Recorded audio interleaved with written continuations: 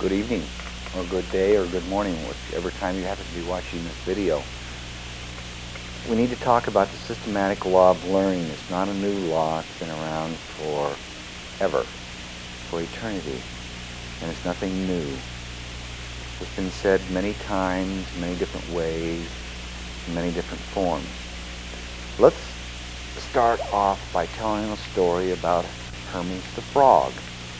And I started telling this story back in 1975 about Hermes the frog, and after I told it for a while, somebody sewed a little frog and named it Hermes the frog. We have Hermes the frog right here, so this is called Hermes the frog story. There was a university, and I can't remember now exactly which university it was. It doesn't really make any difference.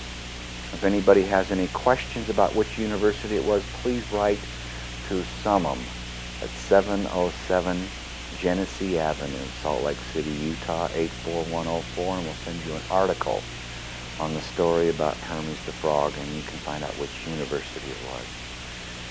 But what took place was they decided to experiment on environmental systems in our learning process and how we learn things. And they discovered that a frog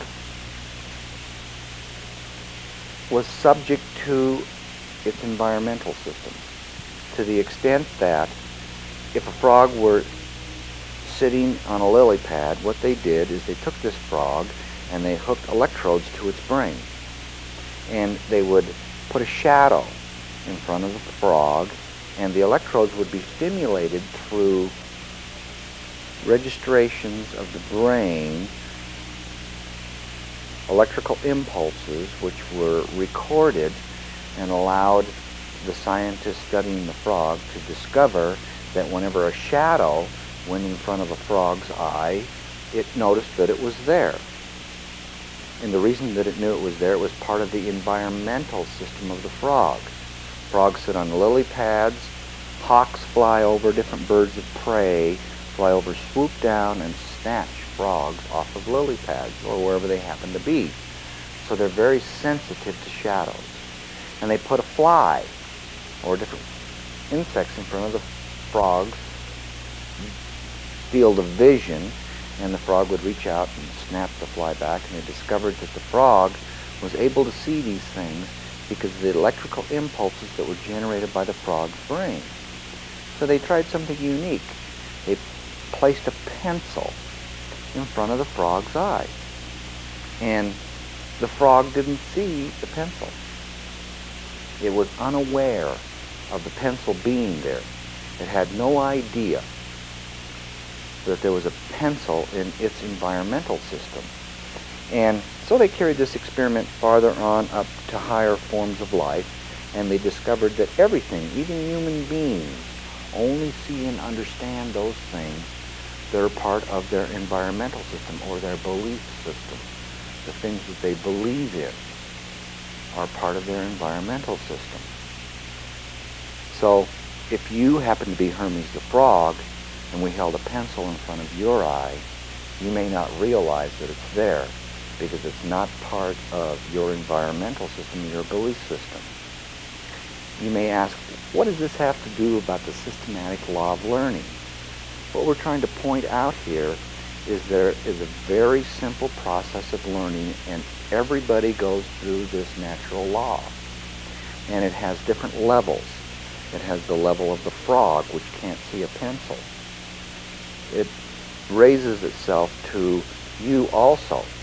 You have to build an environmental system to be able to recognize things or understand them or become aware of them or know what they're about. And we call this the systematic law of learning. Let me give another quick example of this. I could ask anybody here in the class today, since we're in the state of Utah, what different kinds of condition of snow there is. And most skiers would say, oh, we want to see the powder. We want to see the powder snow. And some other skier would say, well, I'm from back east, and back there we have corn snow. Those little round things look like pieces of sand. Or we have wet snow, or we have dry snow. Or there's about heavy snow and light snow. There's all different kinds of snow.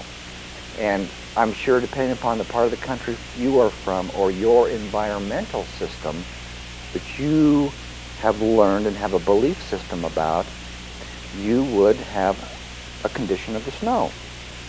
So if we go north to where the Eskimos are constantly in the snow, they have 27 different terms to describe the condition of the snow, because they're always with it and they have lots more experience about it. And that brings us to this systematic law of learning. And the way that it works is we begin with questioning. This reminds me of a math class I had when I was in the 9th grade. And the teacher was Mrs. Manning. And it was an algebra class. And I went into the 9th grade, and I was a fairly confident individual about how well I was doing in school. And so I sat in the back of the class, and Mrs. Manning the first semester taught algebra. And the grades came out, and I got an F. And I went home, and my parents said to me, "Hey, you're not going to be able to do well in your continuing existence upon this planet with this grade F." And I said, "Okay, I'll see if I can do something about it." And so instead of taking an apple to class or something like this, what I did is I went back to class and I sat right up front in the math class. And so let's start right off here and say this is the algebra class. And I got an F in the class and I didn't understand algebra. So what I had to do is I had to say, is there such a thing as algebra? I was going to the class. I was placing my body there, spending time there, but nothing was happening or I wouldn't have gotten an F in the class. So I placed myself in the front of the class and I said, what is algebra? How do you spell this word? What does it mean? And so I questioned it. And by sitting in the front row of the class, I said to myself, I'm going to listen to Mrs. Manning. I'm going to give myself to this algebra. I'm going to surrender to the algebra class. I'm going to move into a consciousness of submission and listen with an open mind. A point of not knowing, not believing that I know everything there is to know about algebra, because I don't, or I wouldn't have gotten an F in the class. And this was the obstacle that stood between me and knowing algebra, because I had a belief system that I already knew. How do you like that, Oscar? You like that? Great. That's Oscar the cat. Anyway, at this point of not knowing, I surrendered to the algebra. I submitted myself to the problem, and what I did is I went home and I took activity and action in the algebra, and I experienced it. And what I discovered is I went home and I worked the problem, and I experienced it. That I came back and I took the next test in algebra and I got an A on it. And through this process, the systematic law of learning, through questioning something, through moving to the state of not knowing about it or surrender to it or submission to it or action or experience within it, I began to learn it. And it became part of me because of my experience with it. And as I moved out of experience and action with it, I moved into a new knowledge.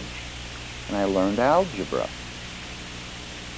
There's nothing in existence that you ever go through which you don't go through the systematic law of learning.